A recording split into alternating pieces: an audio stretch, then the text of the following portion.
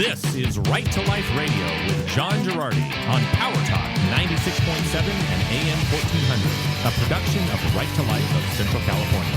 And now, here's your host, John Girardi.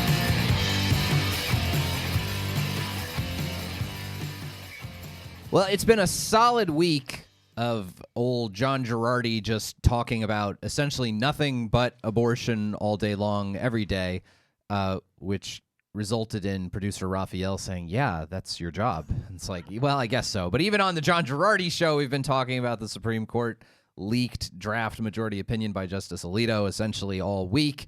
I finally had to pump my own brakes and talk about, I don't know, local real estate developers and shenanigans like that. Jonathan Keller from California Family Council is here with us. That's me. Great to be here. Hey, you could talk about, I'm actually excited, John, about local real estate development. Mm-hmm.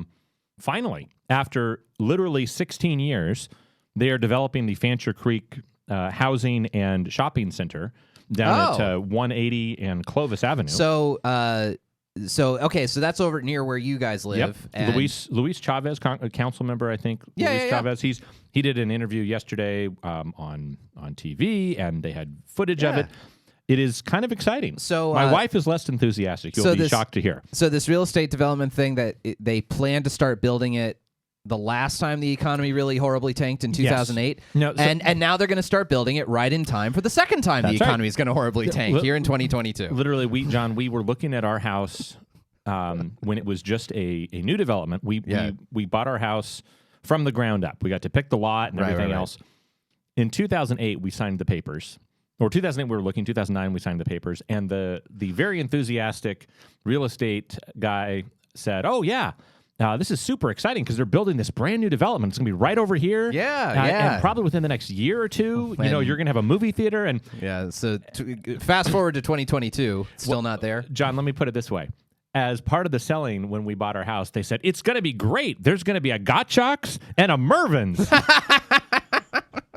That is how old this development is.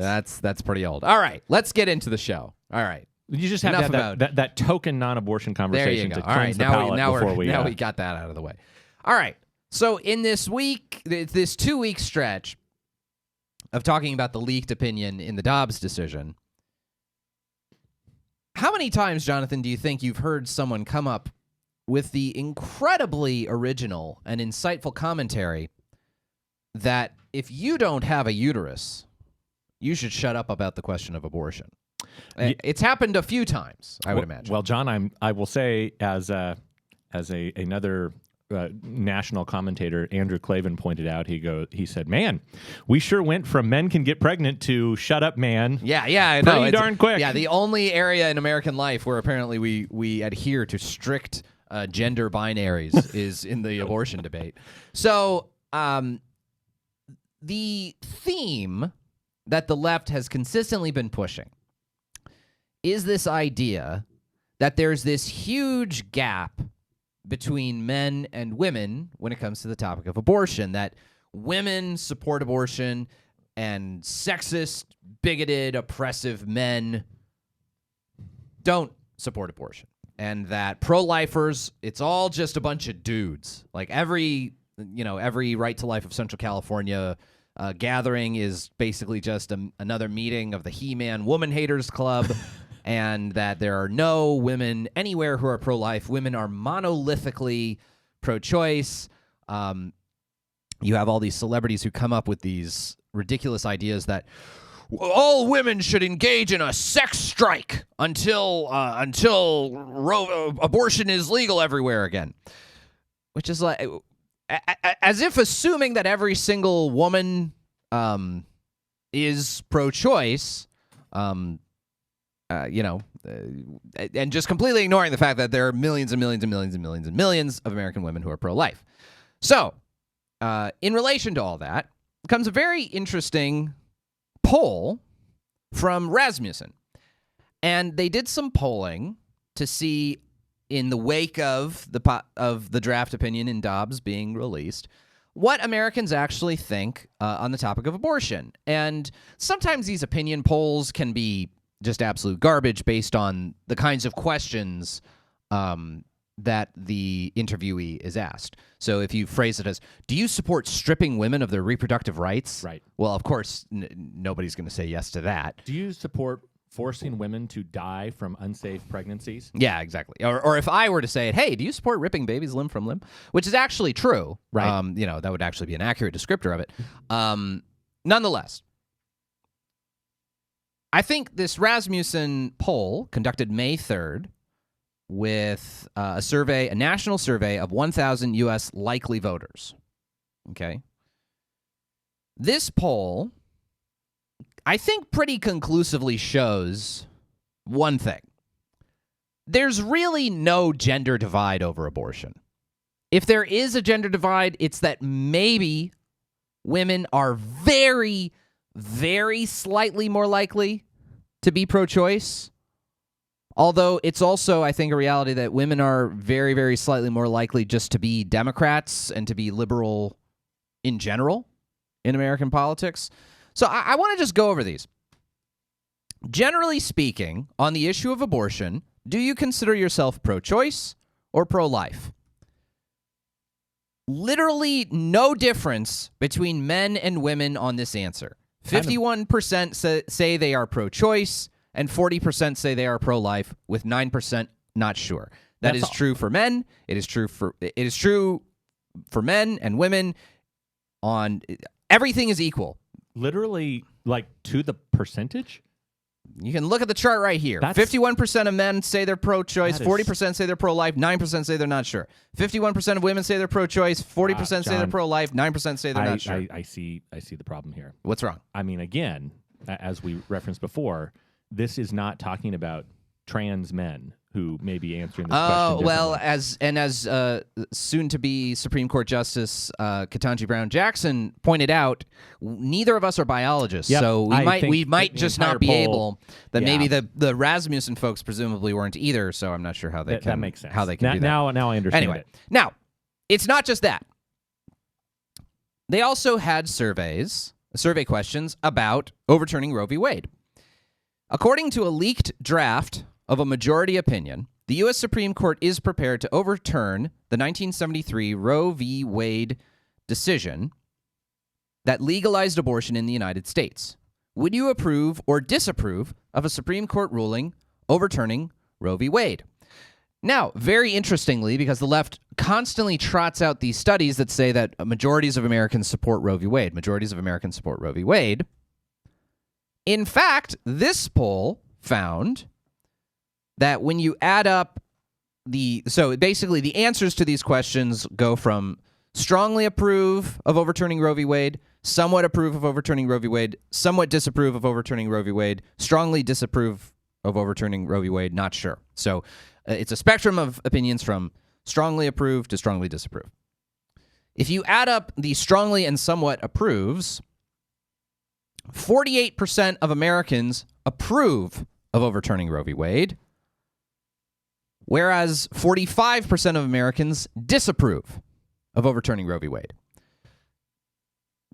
So seemingly, the folks who want to overturn Roe v. Wade outnumber the folks who don't.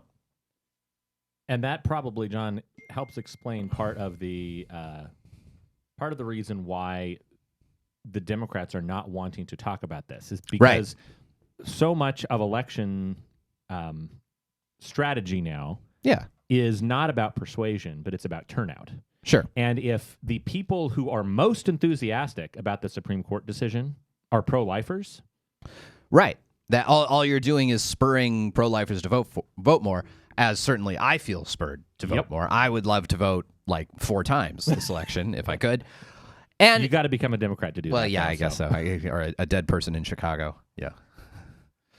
Mickey Mouse. Anyway. I feel like John Belushi's still voting in Chicago elections. Anyway, the other interesting aspect of this is that when you add up the percentages, it appears 52% of men want to overturn Roe v. Wade as opposed to 42% who disapprove of overturning Roe v. Wade. Among women, it's 45% of women want to overturn Roe v. Wade versus 47% of women don't want to overturn Roe v. Wade. So there's not a huge gap between men and women on this. And furthermore, women seem pretty much split right down the middle on the question of whether or not they want to overturn Roe v. Wade. I think it's within the margin of error. 45% in favor of overturning Roe v. Wade, 47% opposed to it. So what are we even talking about here? Like this, we've been fed this constant diet. And I've been guilty of this too, okay? And sometimes we try to do this for messaging purposes. But let me say this as someone who directs two pro-life organizations, as a dude who directs two pro-life organizations, right, and you being a dude who directs a pro-life organization, it is sometimes awkward being the dude who directs pro-life organizations because you get hit by these liberal objections. Well, you don't have a uterus. Why do you have an opinion on this? And the idea being, well, if you cannot personally experience a pregnancy, you have no right to comment on it. That's sort of the underlying unspoken argument. Now, I think that argument is silly. As our friend Scott Klusendorf likes to point out, arguments don't have gender; people do. Right? Exactly. It's also I still remember this from. Maybe I'll save that story for the next segment. Where a very humorous circumstance where someone pointed this out. Anyway, but I'm constantly hit by this, and I have felt myself at various times sort of unsure of myself or a little like gun shy about speaking out because I'm a dude. And I think I need to be less that way because it's clear that this sort of portrait the media tries to portray, the portrait they try to portray, that women are enormously in favor of abortion rights and men are not, and that there's this huge gender gap on abortion, it's just not true. It's just absolute nonsense. The reality is there are millions and millions and millions and millions of women in this country who oppose abortion. It's split pretty much 50-50 right down the middle in this country between women, whether they want to overturn Roe v. Wade or don't. The idea, I have seen so many of these Republicans these Republican strategists who lost the 2008 and 2012 elections for Republicans and therefore think that they have some kind of electoral expertise. I mean, yeah, they're experts in losing, who have come out and said, oh, Republicans they're barking up the wrong tree by overturning Roe v. Wade. It's just going to be political. It's just going to politically wreck what could be a great 2022 election cycle for Republicans, and we're just getting distracted by this abortion thing. And Steve Schmidt, who you probably saw, who apparently supposedly helped with the vetting process for Alito or the confirmation process. Steve Schmidt, for Alito. former John McCain campaign guy. He's now in charge of the Lincoln Project, which is this effort by former Republicans to basically abandon all of their Republican beliefs and pretend like they're authentic Republicans and support Democrats. Anyway, he's been trying to curry favor, I think, with the left after serving as the public enemy number one, working for Republicans all these years. They've been. He said, well, when I worked for the Bush administration and helped confirm Alito, nobody thought that he would actually overturn Roe v. Wade. Like, literally everyone thought he would overturn Roe v. Wade. All right, when we return, my humorous story about being a man working in pro-life stuff. Next, on Right to Life Radio, right here on Power Talk. A production, as always, of Right to Life of Central California, rtlcc.org.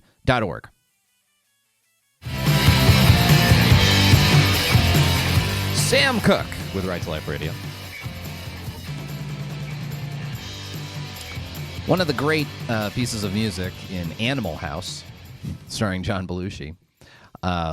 So this one goes out to Dr. Joe Girardi, for whom Animal House is one of like 5 movies that he has completely memorized. Wow. Right. By the way, for those of you with kiddos, do not watch Animal House. Bad family movie, but pretty funny. Right to Life Radio. Thank you all so much for tuning in. All right, Jonathan, here comes John Girardi story time. All right, I'm listening. So this is my humorous story about being a pro-life man. This was back in 2017. So Trump just got elected, and there are all these stories about Republicans going to have all these efforts to defund Planned Parenthood, which, as we all know, went spectacularly south. Thanks a lot, John McCain. Yep. For sort of wrecking that whole project. Anyway. And to be fair, John, we also do have to throw Lisa Murkowski and Susan Collins ended up. Yes, and thank you, Lisa Murkowski and Susan Collins, for also sucking. I was asked to come on Sunday Morning Matters, which is the local news political talk show on KC24. And I was, defunding Planned Parenthood. Let's have the Right to Life guy talk about it. I think I wrote an op-ed piece that ran in the Fresno Bee about defunding Planned Parenthood, how I thought, hey, defunding Planned Parenthood makes sense. Planned Parenthood doesn't actually help much with like prenatal care. There are other avenues we can go to for funding health care that are better and more sensible. And I'm discussing this as a question of like policy, like tax policy, and saying like, look, I think if our goal is to help women, there are other ways to do this that don't involve the federal taxpayer in abortion and blah, blah, blah. So I'm talking about this from like a federal funding perspective and all this stuff. The pro-choice gal on this panel, who is picked deliberately to, counterbalance me, I go this whole thing about here are all the other kinds of options available to help provide women's health care that doesn't do abortion. Here's all this stuff. And she says, well, all I see is a man telling me what I can do with my body. And I was like, we're not even debating abortion here. We're just debating federal funding for Planned Parenthood. Like we're not even debating this here. Like we're not even debating cutting women's health care spending. We're just saying instead of giving this pot of money here, let's give this pot of money here.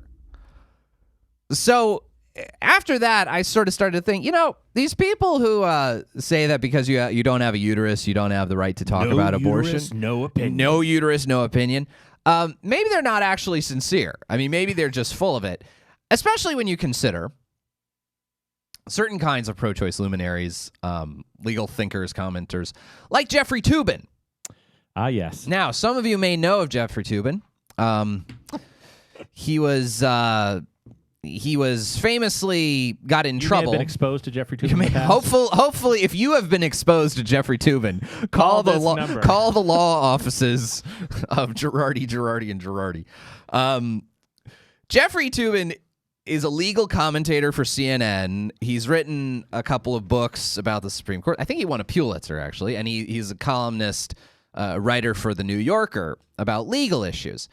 And he was longtime columnist for CNN. Yeah, political talking head for CNN. And Jeffrey Toobin recently got in trouble during the COVID era. He was on a Zoom call with a bunch of colleagues from The New Yorker, thought he had turned off his camera, thought the Zoom call had ended. He actually had not turned off his camera. He had just muted himself. And he then proceeded to play five-finger hockey with himself. Proceeded to... Sorry, family. He proceeded to abuse himself on camera to the horrified reactions of his New Yorker colleagues who all of a sudden saw him playing with himself. Anyway, so Jeffrey Toobin has long been a big pro-choice advocate and has talked about it. It should be noted, though, that Mr. Toobin's little episode on Zoom was not his only sort of embarrassing public moment. Mr. Toobin also got the daughter of a colleague of his, a very young daughter, I think an adult, but I think she was 19 or 20 or something, had a relationship with the daughter of one of his work colleagues, got her pregnant, and then proceeded to pressure her into having an abortion, sort of resulting in an angry dispute between himself and the woman because she refused to abort the child and he didn't want to pay child support. So let me just say that, for the left is totally fine with men having an opinion on abortion when they are pro-choice. But let's not ignore the fact that a lot of times, or maybe not a lot of times, but occasionally, when men are supportive of abortion, they have a very personal and selfish reason for so being. Abortion is a great way to allow irresponsible men to not take responsibility for their actions. When we return, we'll talk more about the Supreme Court leak, the madness of protests outside Supreme Court justices' houses, and more next on Right to Life Radio. This is Diana Ross and the Supremes. Thank you all so much for tuning in to Right to Life Radio. All right, Jonathan. Well, I think we just need to do week 2 of coverage of the fallout from Justice Alito's draft decision in the Dobbs case. I do have a comment on this, John. Comment away, Jonathan. Okay. As over this past weekend, we saw one of your affiliated organizations, the Wisconsin affiliate, basically, of California Family Council, had their offices firebombed. Mm-hmm. I just heard earlier this week that Oregon Right to Life had an attempt made against their offices. Multiple churches across the country were vandalized and spray painted with messages, and then I don't know which parish it was, but a Catholic church down in L.A. had people in handmaids costumes. The cathedral. Oh, yeah, wow. Our Lady of the Angels. They had a bunch of gals in handmaids costume. Which, for those who don't know what a handmaid's costume is, it's from this one stupid novel by this gal Margaret Atwood called The Handmaid's Tale, and they made it into a TV show on Hulu. For those of you who don't get the Hulu.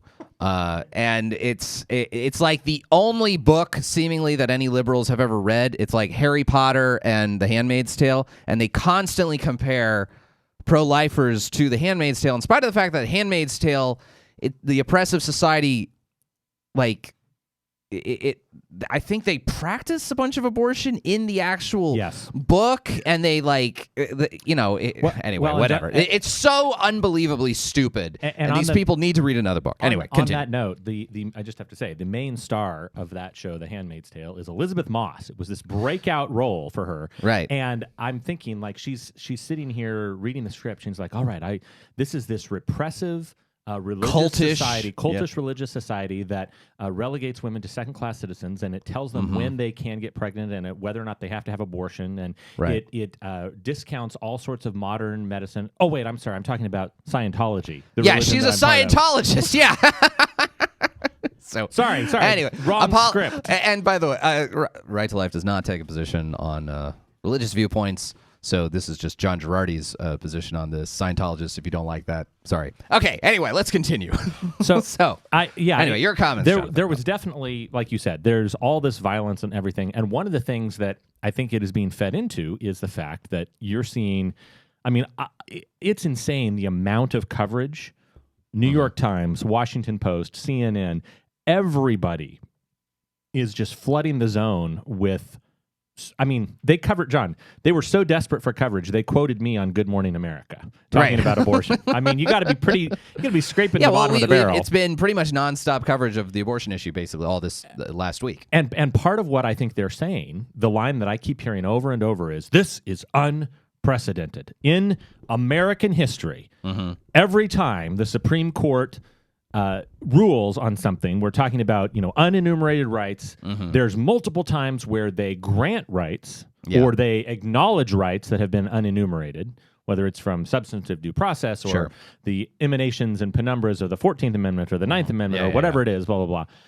This is the first time in American history that the court has ripped rights away that it previously granted. Yes. And I was thinking to myself, you can tell there's this horror among the aggressive abortion advocating left that what other rights might possibly fall if Roe v. Wade is overturned. And the first thing that I would say is that if you're looking at the object of the rights in this decision by Alito, they would love to focus on the fact that the women are having their rights, quote unquote, taken away. Sure. But I could say that, I don't know, there's a certain class of people in the 1800s that felt they had their rights taken away by the 13th Amendment. Oh, sure, like slave owners. I can't believe that. What? I can't own people anymore? Yeah, this is BS. My personal property, all this, the reliance interest, John. I've built my entire economy. Yeah, the whole the Southern economy was premised off slave labor. Oh my gosh! And now the stare decisis factors in favor of keeping slavery. Yeah, the Constitution. You're telling me now that you're going to completely upend every right that I've had for the last 100 years? Of course, yeah. I can't believe it. This is an outrage. We should. Right. Oh wait, we did go to war over this and we lost. Well, all many of these. all of, I was trying to say, and then I was trying to moderate it to so many, and then it came out as all many, because I'm a radio professional. So many of these arguments, they're all just question begging.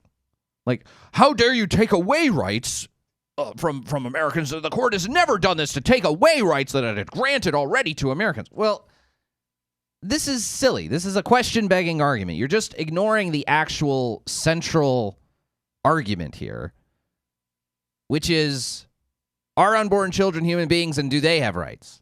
Like, yeah, if you just ignore them, then yeah, this is a horrible. If we were just talking about whether or not women have the right to have, I don't know, their appendices removed, then yeah, this.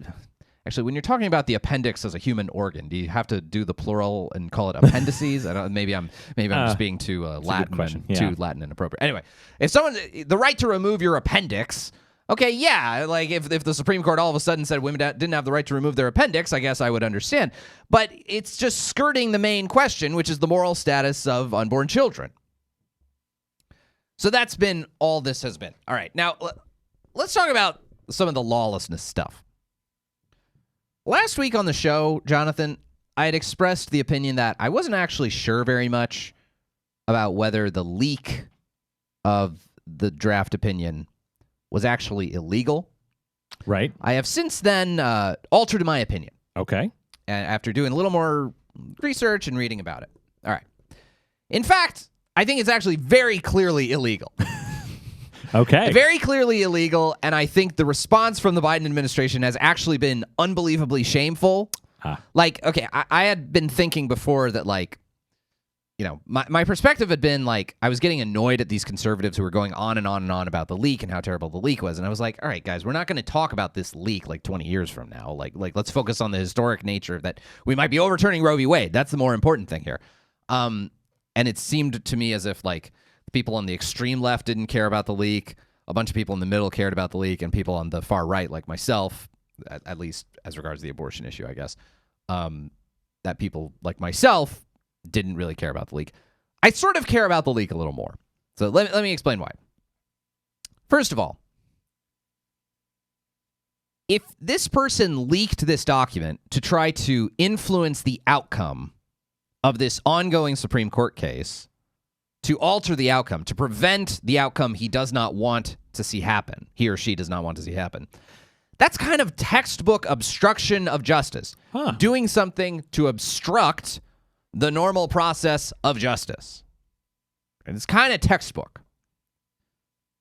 Secondly, drafts of judicial opinions, they're not the personal property of the clerks who work for the Supreme Court or the individual justices. It's work product that belongs to the United States government. Okay, these are all federal officers and employees here. Okay? So if you leak this to the press, it's actually could be a species of embezzlement. It's like embezzlement of government property, misuse, transfer of government property. Okay, so there's other possible grounds here for saying that this is a federal crime. It's not just like kinda, it's not just like kinda sorta, well, this is definitely a fireable offense, like you showed up to work late or something. Like, yeah, if you're a Supreme Court clerk and you keep showing up to work late, maybe they'll fire you, but you're not going to get prosecuted. No, I actually think this is very clearly illegal and should be prosecutable. And what the Biden administration has done is basically, what the Biden administration has done is basically not even acknowledged the leak. The Biden administration hasn't said a thing about the leak, hasn't acknowledged the leak, hasn't acknowledged that the leak is bad or illegal, which I think it quite clearly is, and seemingly has pledged nothing from the Department of Justice or the FBI to help out the Marshal of the Supreme Court. So John Roberts announced the Marshal of the Supreme Court's going to investigate this thing. The Marshal of the Supreme Court's not qualified to do a criminal forensic investigation. He's in charge of, like, security stuff, like on the grounds of the U.S. Supreme Court building. It will be interesting, John. He or she, I guess. In this case, it's a she. It's a she. It's okay. Gail A. Curley. Yeah. So, and to be fair, Gail Curley, she's only been on staff since June of 2021. And but still, she was a JAG for the United States Army. So yeah, I mean that's fine and all, but like the FBI has like forensic investigate. So President Biden seemingly just does not care. Like this was a huge criminal act that completely destroys or damages the institutional credibility of the Supreme Court. It damages the trust that the Supreme Court justices have to have in one another and in their clerks. It's this horrible violation of norms, and it seems quite likely that this was a liberal clerk who leaked this because they were angry at what they perceived to be the likely result. And if anything, it seems that the president is smiling and winking and nodding at whoever this anonymous liberal leaker was, and sort of like without any sort of sense of urgency that no, whoever did this, conservative or liberal, this person needs to be punished to the fullest extent of the law. And the entirety of liberal commentariat is like ready to hail this person, if they learn that he or she is liberal, to hail this person as a great hero who tried to do this last-ditch effort to save women's rights. I mean, I think that's the attitude of this whole thing. We must destroy the court to save the court. Right. And beyond that, it took President Biden a whole weekend of doofuses protesting outside the homes of the 6 Republican appointee Supreme Court justices, including, by the way, John Roberts, who all reporting says is not even in favor of overturning Roe v. Wade. Although I think if anything might convince him to do it, it's having a bunch of hooligans yelling outside of his house. I saw multiple people on Twitter saying, getting a lot closer to a 6-3 decision. I know, seriously. So the idea that, which, by the way, also... It's also a federal crime to protest outside of a judge's personal residence. John, the First Amendment, you cannot put any restrictions on the protesters. Why should they have to not be able to protest? That's their right. Yeah. Well, anyway, that's the dumb liberal arguments. Basically, if you're intimidating a judge to rule at their private house through some sort of threat of violence or something to their family, which, by the way, there was a federal judge who just like 2 or 3 years ago, her son was murdered by an armed gunman who came to her house, was trying to kill her. Her poor son opens the door. Her son gets shot right in the face. It's not like an unheard of thing for judges to be subject to acts of intimidation or violence. And yet, here we are just letting an angry mob show up outside of Brett Kavanaugh's house, outside of Neil Gorsuch's house, outside of John Roberts' house. Which is, by the way, a violation of federal law. It's a violation of federal law to protest outside of the home of a federal judge in order to influence the outcome of a case. Like, it's... And yet, the Biden administration, not a peep about it, finally over last week and finally come around to having Jen Psaki give a mealy-mouthed statement that maybe this isn't great. All right. When we return, more about the California response to all of this next on Right to Life Radio, right here on Power Talk.